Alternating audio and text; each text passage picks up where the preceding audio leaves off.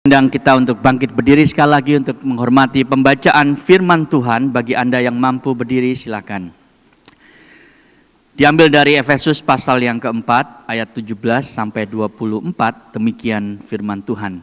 Sebab itu kukatakan dan kutegaskan ini kepadamu dalam Tuhan, jangan hidup lagi sama seperti orang-orang yang tidak mengenal Allah. Dengan pikirannya yang sia-sia, pengertiannya yang gelap, jauh dari hidup bersekutuan dengan Allah karena kebodohan yang ada dalam mereka dan karena kedegilan hati mereka. Perasaan mereka telah tumpul sehingga mereka menyerahkan diri kepada hawa nafsu dan mengerjakan dengan serakah segala macam kecemaran. Tetapi kamu bukan demikian. Kamu telah belajar mengenal Kristus karena kamu telah mendengar tentang Dia dan menerima pengajaran dalam Dia menurut kebenaran yang nyata dalam Kristus, yaitu bahwa kamu berhubung dengan kehidupan kamu yang dahulu harus menanggalkan manusia lama yang menemui kebinasaannya oleh nafsunya yang menyesatkan, supaya kamu dibarui di dalam roh dan pikiranmu dan mengenakan manusia baru yang telah diciptakan menurut kehendak Allah dalam kebenaran dan kekudusan yang sesungguhnya. Demikian jawab bacaan firman Tuhan. Silakan duduk jemaat sekalian. Saudara, kalau saya bertanya kepada Anda, apakah perbedaan utama dari semua program perbaikan moral atau self-help atau moral improvement program, apa persamaan semua program? Jadi kalau Anda membaca buku psikologi populer itu ya, bagaimana meningkatkan diri lebih efektif dan seterusnya. Apa bedanya program-program tersebut dengan agama dunia? Saudara, ada satu persamaan yang sangat-sangat besar, yaitu mereka dua-duanya itu berbasis logika moralistik. Logika moralistik yang bunyinya, saudara, seperti ini. Engkau harus menjadi orang yang lebih baik, maka engkau akan jadi sukses. Itu kalau sekuler, saudara, versi sekuler. Ya kan? Jadilah orang yang baik, jadilah orang yang rajin, jadilah orang yang jujur, engkau akan sukses. Nah, sekarang versi religiusnya, saudara, versi agamanya, agak beda memang bunyinya, tapi mirip logikanya.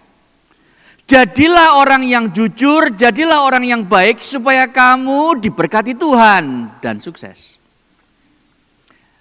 Minimal kamu tidak dikutuk Tuhan. Kira-kira sama enggak, saudara? Persis sama logikanya. Nah, pertanyaan saya gini, apakah kekristenan juga sama seperti itu? Kalau Anda dari background gereja yang kemungkinan ajarannya seperti itu, saudara, maka itu yang kita akan pikirkan hari ini. Apakah kekristenan juga? Ya, sama saja sebetulnya. Jadilah orang yang baik supaya Tuhan menyayangimu, memberkatimu, dan seterusnya. Saudara, ini yang kita akan lihat hari ini. Paulus memakai kata yang kita akan dengar selama berminggu-minggu ke depan, God willing. Tanggalkan manusia lama, kenakan manusia baru. Seperti orang ganti baju itu ya. Put off, put on. Dan kita akan melihat ini terus dalam Efesus pasal 4, 5, dan 6, saudara. Tanggalkan, kenakan. Misalnya, tanggalkan kemarahan yang berdosa. Kenakan kebaikan, pengampunan, dan seterusnya. Nah, banyak orang Kristen mengerti tanggalkan dan kenakan itu seperti demikian, saudara. Oke, kalau begitu yang Alkitab ajarkan, kalau saya tidak menanggalkan semua perbuatan dosa, saya tidak akan diberkati Tuhan. Saya akan dikutuk Tuhan. Makanya kalau mahasiswa itu lihat temennya kesandung, saudara ya, di kampus, di kantin gitu pagi-pagi, kesandung, jebrak terus jatuh kan. Dia bilang apa? Rasain lu gak saat teduh pasti tadi pagi. Ya gitu ya. Kenapa dikutuk Tuhan? Gak saat teduh sih. Akhirnya kesandung, jatuh, lalu lecet. Saudara, kalau itu yang adalah pemahaman kita, berarti kekristenan itu tidak beda dengan semua program perbaikan moral. Tapi saya ingin beritahu Anda bahwa Injil Kristus itu radically different, saudara. Beda banget. Jadi mari saya undang Anda untuk memeriksa pemahaman Anda hari ini. Karena tanpa itu Anda tidak bisa mengubah perilaku Anda. The gospel changes our behaviors. Injil mengubah perilaku kita dengan sangat-sangat berbeda dengan cara yang sekuler tadi. Nah, bagaimana saudara Injil mengubah perilaku kita? Paulus menjawab dengan 3 poin menurut apa yang saya pelajari dari bagian ini. Ya, yang pertama itu adalah kenali hatimu, pelajari hatimu. Yang kedua, pelajari Kristus, dan yang ketiga, pelajari grammarnya gospel, tata bahasa Injil. Oke. Poin 1 pendek, poin kedua lebih pendek, poin ketiga agak panjang. Nah, ya Anda sudah dikasih pre-warning. Oke, mari kita lihat yang pertama dulu, Saudara. Pelajari hatimu. Saudara, Paulus menulis di sini, kalau Anda perhatikan ya, kata-kata yang saya garis bawahi itu ya. Futility of their minds. Di dalam bahasa Indonesia, pikiran yang sia-sia. Lalu apa lagi? Pengertian yang gelap, darken in their understanding. Lalu apa lagi, Saudara? Hardness of heart, kedegilan hati mereka. Anda yang masih muda mungkin nggak tahu kata degil itu artinya apa. Degil itu apa sih, degil? Yang nggak tahu nanti tanya saya setelah ibadah ya. Tapi maksudnya adalah hati yang tegar tengkuk, yang nggak mau diatur, yang nggak mau berubah, Saudara, itu degil namanya. Dan karena itu semua, akibatnya kita careless, kita tidak sensitif lagi terhadap Tuhan. Perasaan kita tumpul, itu dalam bahasa Indonesia. Lalu ada hawa nafsu, ada berbagai macam kecemaran. Jadi Saudara, Paulus sedang memberikan diagnosa. Kalau Anda dekat dokter ya, Anda didiagnosa pakai stetoskop, didengerin oleh dokter, oh ini detak jantungnya, oh ini sesuatu yang tidak normal. Saudara, Paulus mengatakan kepada kita, kepada Anda dan saya, kondisi manusia itu mengenaskan. Karena ada korupsi yang radikal dalam dirimu. Itu yang Paulus katakan. Saudara, radikal itu artinya dari kata radix sampai ke akarnya. Karena Paulus mengatakan pikiranmu korup, hatimu korup, kehendakmu korup. Tidak ada satu faculty dalam diri kita yang tidak dicemari oleh dosa. Ini yang dalam teologi disebut sebagai total depravity. Ya, artinya bukan kita semua jadi super jahat seperti Hitler, Pol Pot, Mussolini dan seterusnya itu. Bukan, tetapi maksudnya adalah total depravity itu adalah dosa itu merambah setiap area kehidupan kita. Tidak ada yang kebal terhadap efek dosa. Jadi Saudara, kalau kita tahu begini, kata futile misalnya ya, itu sama katanya bahasa Greka dengan apa yang dipakai oleh pengkhotbah pada waktu dia mengatakan bahwa hidup ini seperti uap air, vapor, futile. Sebentar kelihatan, lalu lenyap. Itu hidup Anda dan saya, Saudara. Jadi, Paulus sedang mengatakan begini, kalau masalah kita itu begitu dalam, mana mungkin program perubahan moral itu bisa mengubah perilaku Anda? Nggak mungkin kan? Saudara, itu sebab banyak sekali orang yang keluar dari penjara setelah melalui program perbaikan moral, melakukan kejahatan yang lebih canggih lagi karena di penjara belajar sesuatu yang lebih hebat. Saudara, maling jemuran masuk penjara, keluar jadi maling ayam, maling saham. Saudara, lebih canggih. Kenapa? Karena program perbaikan moral tidak mengubah hati mereka yang terdalam. Problemnya terlalu dalam, Saudara. Itu sebab Yeremia mengatakan betapa liciknya hati kita. Lebih licik daripada segala sesuatu. Siapa yang dapat mengetahuinya? Siapa yang dapat mengubahnya? Kalau problem kita, problem Anda dan saya begitu bobrok, begitu dalam, tidak ada program perubahan perilaku yang bisa mengubah kita. Tidak ada edukasi moral yang mengubah kita. Saudara, maling jemuran masuk university, ya, lalu ambil Bachelor of Data Science, lalu Bachelor of Finance, multi major gitu ya. Setelah lulus jadi apa, Saudara? Dia berhenti jadi maling jemuran karena dia jadi maling saham karena dia sudah belajar semua itu. Pendidikan, Saudara, tidak menyelesaikan masalah manusia. Jadi pelajari hatimu, kata Paulus, dan kau akan tahu bahwa itu tidak mengubahmu. Yang kedua, saudara, yang kedua, pelajari Kristus. Pelajari Kristus. Karena Paulus kemudian mengatakan di sana, saudara, bukan itu yang kamu pelajari tentang Kristus. Nah, di dalam bahasa Inggris dan bahasa Indonesia, saudara, Anda lihat ada terjemahan yang agak berbeda. Karena di sana dikatakan, kamu telah belajar mengenal Kristus gitu ya. Karena kamu telah mendengar tentang dia. Nah, kata tentang dia sebelumnya itu lebih tepatnya mempelajari Kristus gitu ya. Jadi yang Paulus sedang katakan sebetulnya adalah ini, saudara. Yang mengubahkan kita itu bukan aturan, bukan perintah, bukan sistem moral, tetapi yang mengubahkan kita adalah Kristus itu sendiri.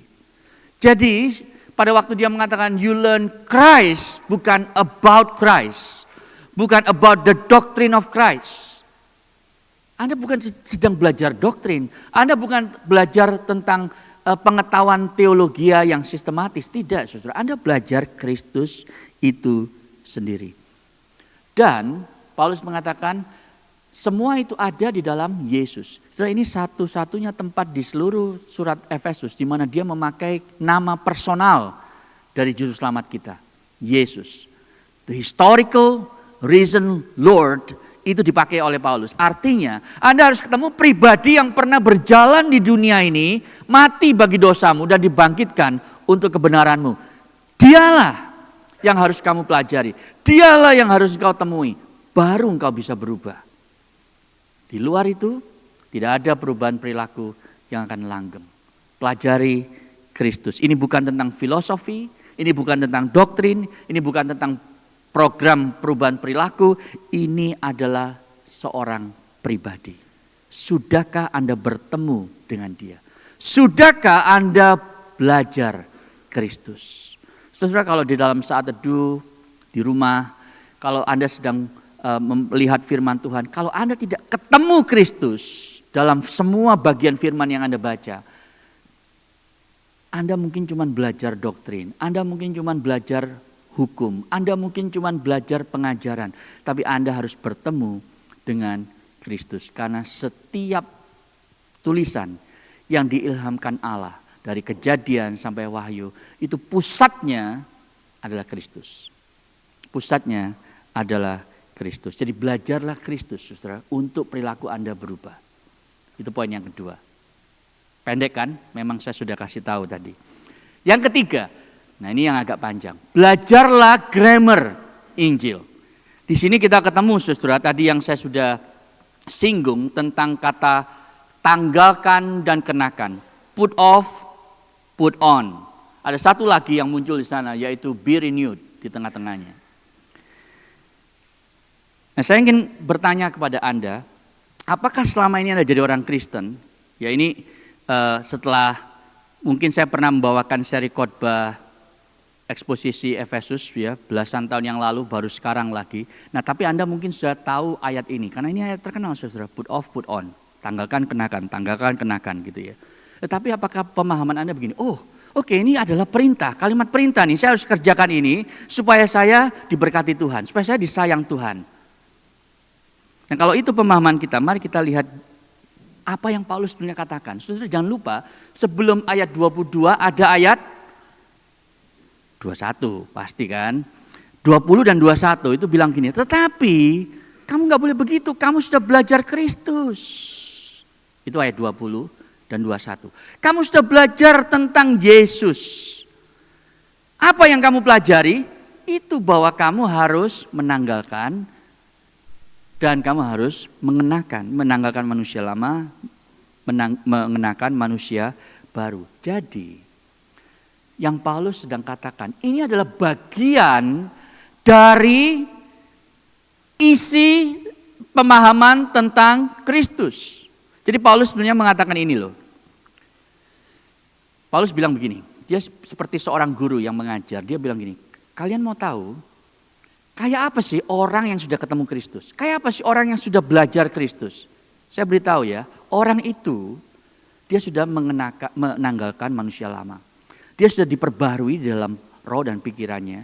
Dia sudah menanggalkan manusia lama dan dia sudah mengenakan manusia baru. Itulah orang yang sudah ketemu Kristus, saudara. Dengan kata lain, Paulus sedang mengatakan, orang yang sudah ketemu Kristus, perilakunya itu pasti dengan sendirinya berubah. Orang yang sudah menerima Kristus, hidupnya pasti berubah. Ada yang cepat, ada yang pelan, tapi pasti berubah. Orang yang tadinya pemarah, sekarang peramah. Orang yang tadinya itu maling, sekarang bukan hanya bekerja jujur, tetapi dia itu bisa membantu orang lain dengan penghasilannya. Nanti kita lihat itu 2 minggu yang akan datang. Jadi ada perubahan. Paulus sedang mengatakan bahwa itu akan terjadi secara supernatural karena sekarang kehidupan Kristus itu ada di dalam dia. Nah, tapi Anda jangan percaya saya begitu aja gitu ya. Anda harus lihat di mana di Alkitab, di mana ayat-ayat ini yang mengatakan sedemikian, saudara. Nah, saya ingin menggarisbawahi sekarang ayat 24. Terus saya bertahun-tahun jadi orang Kristen ya. Mungkin 10 tahun pertama saya nggak pernah lihat kebenaran ini ya. Sampai satu kali, ya udah lama sih memang. Tapi setelah 10 tahun mungkin baru saya paham, saudara. Bahwa ini bukan program perubahan perilaku. Karena Anda perhatikan di sini. Ya, Paulus mengatakan, kenakan manusia baru. Terus apa, saudara? Yang diciptakan. Jadi pertanyaan saya gini, manusia barunya Anda yang menciptakan apa Tuhan yang menciptakan? Anda atau Tuhan? Ya ini pertanyaan bahasa Indonesia loh ya. Anda atau Tuhan yang menciptakan manusia baru? Tuhan. Jadi pada waktu Anda mengenakan manusia baru, itu sudah diciptakan, sudah dalam diri Anda. Karena kita sudah berminggu-minggu membahas ini. Hidup Allah Trinitas itu sekarang direproduksi dalam diri Anda melalui roh Allah yang bekerja dalam dirimu. Dan manusia baru itu sudah diciptakan. Ini ditulis di dalam bahasa aslinya, di dalam tenses oris dan pasif, saudara. Eoris itu artinya E-O-R-I-S-T ya. Artinya itu dilakukan sekali untuk selama-lamanya oleh sesuatu atau seseorang yang bukan diri kita. Artinya Tuhan yang sudah menciptakan manusia baru itu di dalam dirimu. Melalui kematian dan kebangkitan Kristus. Sehingga pada waktu Anda menyerahkan diri Anda kepada Kristus, Paulus sedang mengatakan hidupmu yang baru. Manusia baru itu sudah diciptakan di dalam dirimu. Itu sebabnya tadi yang kita baca untuk word of encouragement, berita anugerah, itu ayat ini saudara.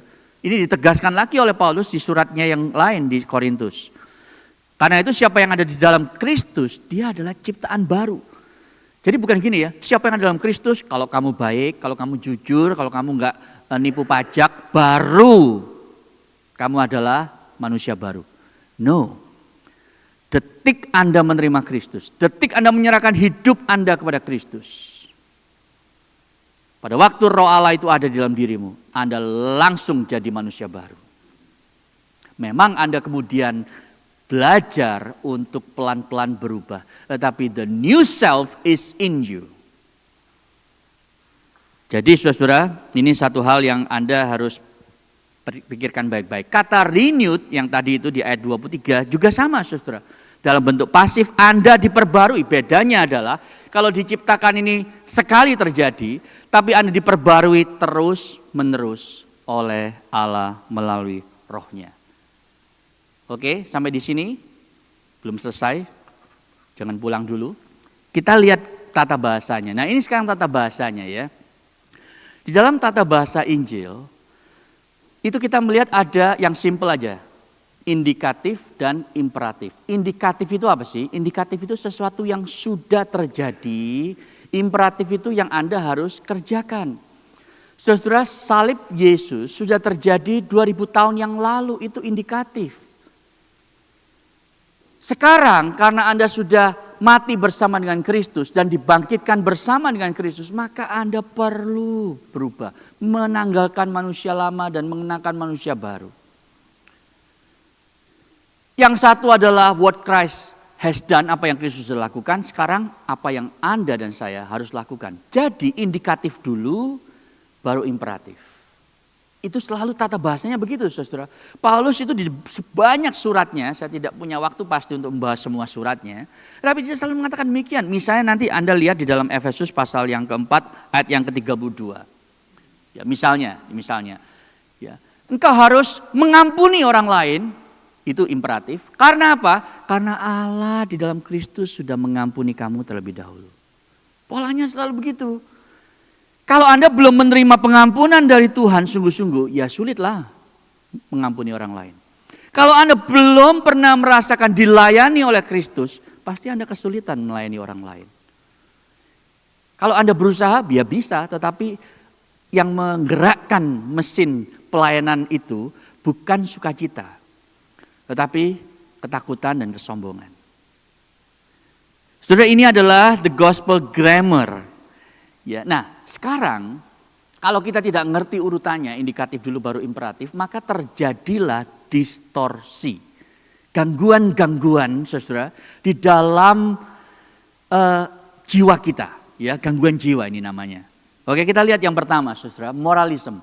Moralism, bagi Anda yang mungkin sudah tahu ini, karena saya sudah sharing ini cukup lama di ICC. Tetapi kita terus perlu untuk diingatkan, diperbarui sekali lagi gitu ya. Moralism itu basically bilang begini, saudara. Saya harus menanggalkan manusia lama supaya saya diterima oleh Allah.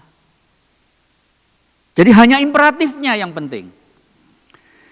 Imperatif itulah yang akan kemudian membuat saya diberkati oleh Allah. Jadi saya harus berubah dulu nih sebelum saya diberkati Allah. Ketaatan saya mendahului anugerah. Itu banyak banget gereja yang celakanya mengkhotbahkan ini, mengajarkan ini, saudara. Berikan persembahanmu kepada Tuhan, dia akan buka tingkap-tingkap langit. Loh, itu kan transaksi namanya. Taatlah kepada perintah Allah, nanti dia akan memberkati keluargamu, pekerjaanmu, kesehatanmu. Saudara, itu transaksi namanya. Siapa yang meminta Anda untuk jadi partner dagang Allah? Allah tidak butuh, saudara. Tapi itulah pengajaran moralistik yang sekarang sangat kuat bercokol di banyak gereja. Yang kedua lawannya adalah antinomianisme. Yuk kita sebut sama-sama ya supaya lidah kita tidak kaku pagi ini. Mau? Antinomianisme ya. Dari dua kata, saudara, anti dan nomos, anti hukum. Jadi kalau yang pertama itu moralisme itu gila hukum gitu ya, supaya diberkati. Yang kedua ini alergi hukum, nggak suka hukum. Karena mereka berkata begini, saya ini sudah manusia baru kan dalam Kristus.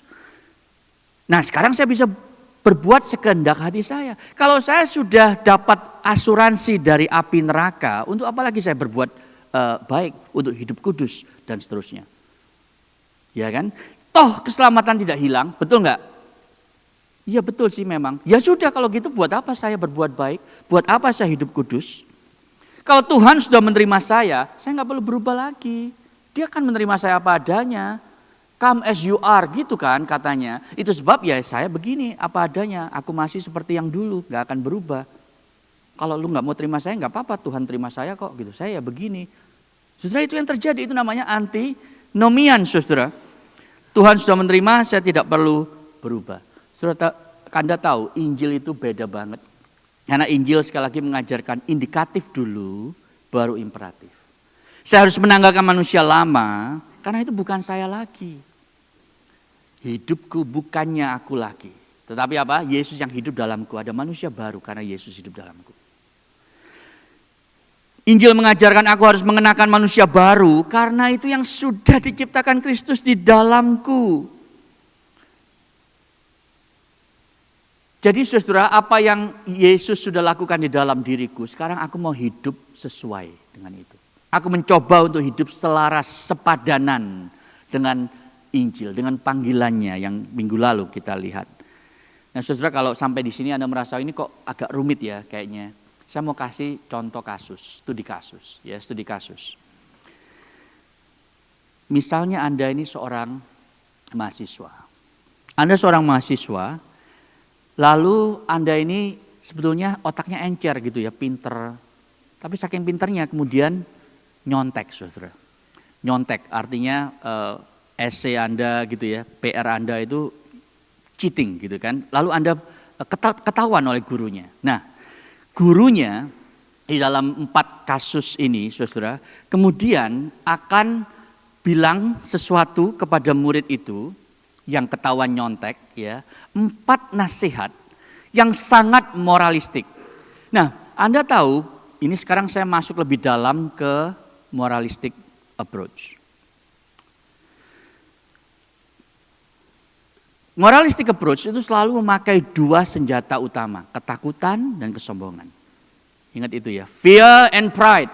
Nah, ada 2 versi, ketakutan versi sekuler dan ketakutan versi religius. Kesombongan versi sekuler dan kesombongan versi agama. Nah, sekarang saya jelasin. Jadi kepada mahasiswa yang ketahuan nyontek itu, saudara, gurunya bilang begini. Ini kalau yang pertama ya, fear secular. Gurunya bilang begini, kamu mesti jadi orang yang jujur. Karena itu akan menguntungkan bagi kamu. Itu adalah moralistik sekuler, saudara. Berdasarkan ketakutan. Jadi mahasiswa itu sekarang berhenti nyontek karena dia takut ketahuan lagi. Kalau ketahuan lagi, ya dia di DO dari universitasnya, dia nggak bisa dapat kerja. Kalau nggak dapat kerja, nggak dapat jodoh. Kalau nggak dapat jodoh, hidupnya akan sengsara. Kira-kira gitu. Jadi dia merasa, oke, saya harus hidup jujur, saya nggak boleh nyontek lagi karena saya mau jadi orang yang berhasil. It pays to be an honest person. Saudara, betapa sering kita melihat banyak orang yang beroperasi di hidupnya dengan motivasi seperti ini. Saya nggak mau nipu pajak, karena nanti kalau ketahuan repot dah. Saya harus memberikan pelayanan saya di gereja supaya saya nggak kelihatan hanya berpikir untuk diri sendiri hidup ini. Saya harus mengontrol kemarahan saya di tempat kerja terhadap bos apalagi karena nanti ada performance review di akhir tahun. Sudah lihat perilakunya baik, kenapa?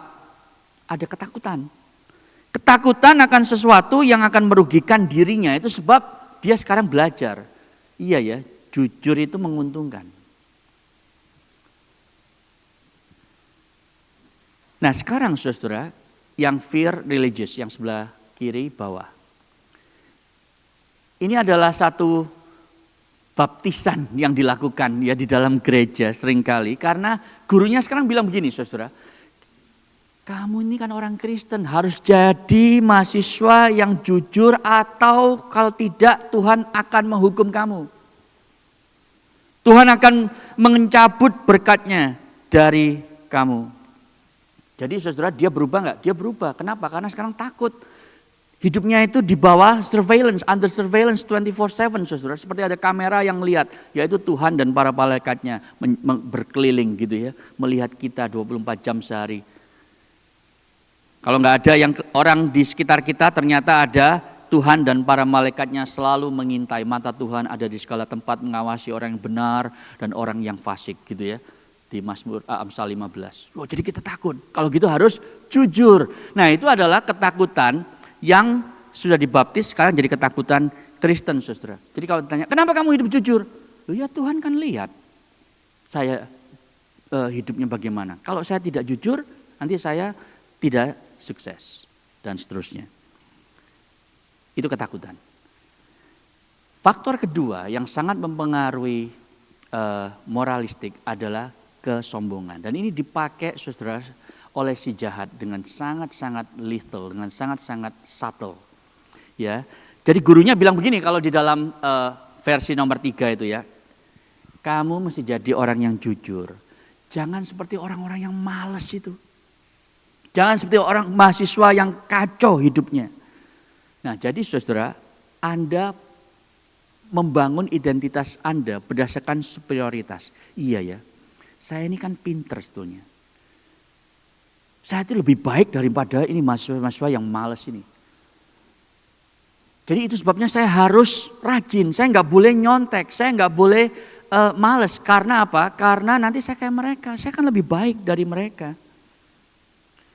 Lalu orang yang seperti ini karena nasihat-nasihat itu, maka akhirnya mereka selalu memandang rendah orang lain. Khususnya orang lain yang tidak seperti mereka, saudara.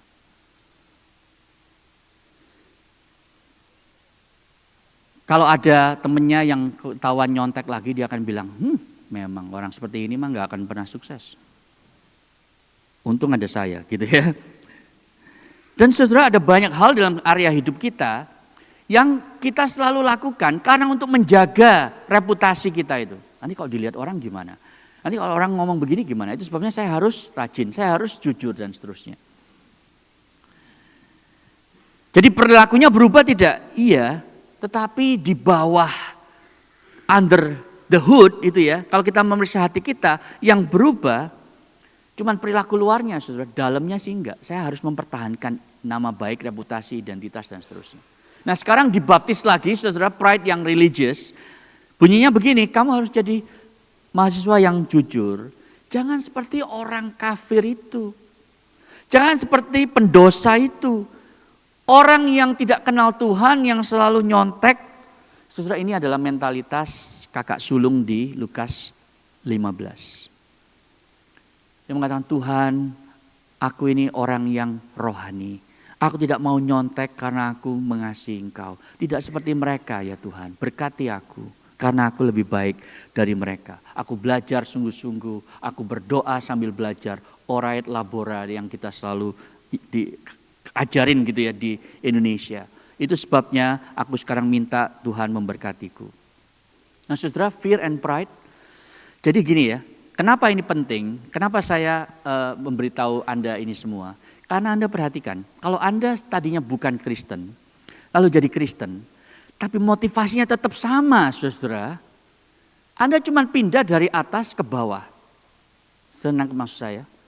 Yang mengubah perilaku Anda bukan Injil, tetap rasa takut yang sama.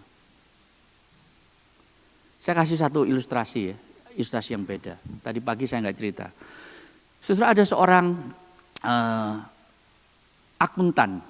Ya, tadinya sekuler, ya, lalu dia jadi Kristen. Nah, setelah itu, saudara, dia jadi hamba Tuhan. Setelah bertahun-tahun jadi Kristen, dia jadi hamba Tuhan, full time, gitu ya. Nah, si akuntan ini, saudara ya, dia punya kebiasaan nonton pornografi. Setelah dia jadi hamba Tuhan, itu hilang, saudara. Kebiasaan itu berhenti. Terus ditanya, lebih tepatnya dia nulis sih di dalam artikel Christianity Today. Dia bilang begini, waktu aku jadi akuntan nih, akuntan Kristen ya. Kalau aku ketahuan nih, ada orang tahu bahwa aku tuh mengkonsumsi pornografi secara rutin. Ya nggak apa-apa lah, saya cuma akuntan kok, banyak akuntan seperti itu. Tetapi kalau saya sudah jadi pendeta, terus jemaat tahu, muka saya mau ditaruh di mana?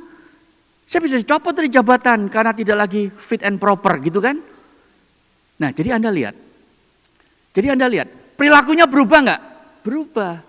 Tapi apa yang mengubah perilakunya dia? Ketakutan, ketahuan. Karena dia adalah hamba Tuhan. Atau kesombongan, saudara. Nanti orang bilang apa? Ini kan masa pendeta seperti itu. Kalau akuntan ya nggak apa-apa lah, semua orang maklum. Jadi Anda lihat, perubahan kita menjadi seorang percaya, menjadi seorang Kristen sekalipun, tidak menjamin, saudara, mesin perilaku ini digerakkan oleh Injil. Tidak menjamin itu, karena Anda tetap bisa digerakkan oleh fear and pride. Ini membuktikan betapa canggih si jahat itu bekerja dalam hatimu dan hatiku. Jadi Anda nggak perlu Injil untuk berubah perilaku, ya kan? Tetapi saudara, kalau Anda terjebak oleh fear and pride seumur hidup, Anda akan jadi orang yang tidak pernah berbahagia. Kenapa harus berubah perilaku? Kenapa harus jujur? Kenapa harus memberikan persembahan? Kenapa harus melayani dan seterusnya? Jawabannya adalah, iya dong, orang Kristen kan harus begitu supaya diberkati. Iya dong, nanti kalau saya ketahuan gimana identitas saya? Muka saya mau ditaruh di mana? Itu terus yang akhirnya mengatur, menyetir perilaku hidup kita. Nah sekarang setelah saya jelaskan ini, saya mau tanya, Anda tuh masuk yang mana? Paling sering itu Anda yang mana yang selalu berkecamuk di dalam pikiran Anda waktu Anda memikirkan, saya lakukan gak ya, dan seterusnya. Nah, kalau begitu gospel center approach-nya apa, saudara? Ini slide saya yang terakhir. Di dalam konteks tadi, case tadi mahasiswa yang nyontek, lalu ketahuan, gurunya bilang begini. Kamu mestinya nggak nyontek, kamu harusnya jujur. Bukan karena itu akan membuatmu merasa lebih baik dari orang lain, bukan karena itu menguntungkan, tetapi karena kamu terpesona oleh Kristus yang penuh dengan grace and truth, kebenaran dan kasih. Ingat Kristus yang sudah mati bagimu dan dia itu menepati janji bahwa dia itu akan datang untuk mencari dan menyelamatkan yang terhilang. Meskipun itu membuat dia sangat-sangat menderita. Dan kalau engkau tahu itu, kalau engkau terpesona, terkagum-kagum akan hal tersebut, itu akan menghancurkan ketakutanmu dan kesombonganmu. Kok bisa? Iya dong, kesombonganmu tidak akan lagi ada karena engkau sekarang sadar, saya ini begitu jahat ya. Enggak cukup Yesus itu kirim pamflet dari surga untuk bertobat saya. Tetapi dia harus datang sendiri. Dan menyelesaikan masalah yang sangat dalam itu. Jadi aku sangat jahat, Yesus itu sampai harus mati bagiku. Jadi mana mungkin sekarang aku peduli lagi tentang identitas diriku, harga diriku dan seterusnya. Karena sekarang Yesus sudah menyatakan bahwa aku begitu jahat. Dan dia itu sampai harus mati. Aku gak bisa sombong lagi, kapanpun. Tetapi juga seharus di samping itu, aku gak bisa lagi takut. Ketakutan itu tidak lagi menguasai aku, karena aku sangat berharga di matanya, sehingga dia itu rela mati bagiku. Dia rela mati bagiku meskipun aku masih nyontek, meskipun aku masih tidak jujur, meskipun aku masih penuh dengan berbagai macam perbuatan dosa, tetapi dia sudah berinisiatif untuk mati bagiku. Jadi kalau aku begitu dicintai, gak ada lagi yang perlu aku takuti di dunia ini. Gak ada opini bos, opini manusia lain yang perlu aku khawatir. Kenapa? Karena pribadi yang paling penting di seantero jagat itu sudah mau mati bagiku. Aku gak perlu takut lagi sama siapapun. Saudara, itu yang akan dikatakan oleh guru yang gospel centered itu. Tapi sayang ya, jarang banget guru gospel centered, saudara, termasuk di sekolah Kristen. Saudara tahu ketika fear and pride itu sudah hilang, apa yang akan menggantikan? Gratitude, joy, sukacita. Sukacita karena Kristus yang tidak seharusnya mau mati bagiku, dia toh mau mati bagiku. Ini yang Paulus maksudkan ketika dia mengatakan, kamu sudah belajar Kristus. Kamu sudah mengenal Kristus, kamu sudah tahu salibnya, kamu sudah tahu kematiannya, kamu sudah tahu kasihnya, kamu sudah tahu komitmennya yang penuh terhadap engkau. Seharusnya kalau kau sudah belajar semua itu, perilakumu akan berubah dari dalam keluar. Saudara, inilah gospel centered change. Jadi pertanyaan saya bagi Anda yang sudah Kristen, apakah Anda sudah belajar Kristus sehingga perilakumu itu berubah sesuai dengan apa yang kau pelajari? Karena kalau Anda belum menanggalkan manusia lama dan mengenakan manusia baru, itu berarti Anda masih menikmati kebiasaan dosa Anda. Itu berarti Anda masih meludahi lagi muka juru selamat Anda. Ingat waktu Yesus itu naik ke atas kayu salib, saudara. Orang-orang itu meludahi dia. Mencibir dia. Dan itu yang Anda lakukan dengan kebiasaan dosamu. Pada waktu Anda tidak peduli dengan salib, yang Anda lakukan adalah mengambil spear itu dan kemudian menusukkan lagi di sisi lambung Tuhan Yesus. Anda berkata seakan-akan apa salib? Gak ada efeknya bagiku. Lalu dengan dosa itu Anda kemudian membuat dia seakan-akan ada di atas salib lagi. Saudara, that's what you do. Anda menghina salib, Anda mengecilkan salib, Anda tidak peduli dengan salib. Anda mungkin belum belajar Kristus. Kalau Anda belum Kristen, Anda bukan orang percaya. Saudara, ketahuilah bahwa kalau Anda belum bertemu Kristus, hidup Anda akan terus dikuasai oleh ketakutan, rasa bersalah, dan rasa sombong. Dan si jahat itu punya pengalaman ribuan tahun. Menipu banyak manusia, miliaran manusia untuk tidak datang kepada Kristus. Untuk tidak mengenal Injil. Dan ketakutan, rasa bersalah, kesombongan itulah yang mengubah perilaku manusia. Menjadi baik, menjadi santun, menjadi bermoral. Tanpa perlu Kristus, tanpa perlu Injil, saudara. Namun hidup mereka akan sebetulnya tidak pernah sungguh-sungguh ada sukacita yang mendalam. Karena yang menjadi konsep berpikirnya adalah rasa takut, rasa sungkan, rasa bersalah, dan rasa sombong. Kalau itu yang Anda alami dan Anda pasti nggak mau. Hari ini datanglah kepada Kristus. Datanglah ke meja perjamuannya. Dan temui Kristus. Mari kita tunduk kepala, kita berdoa.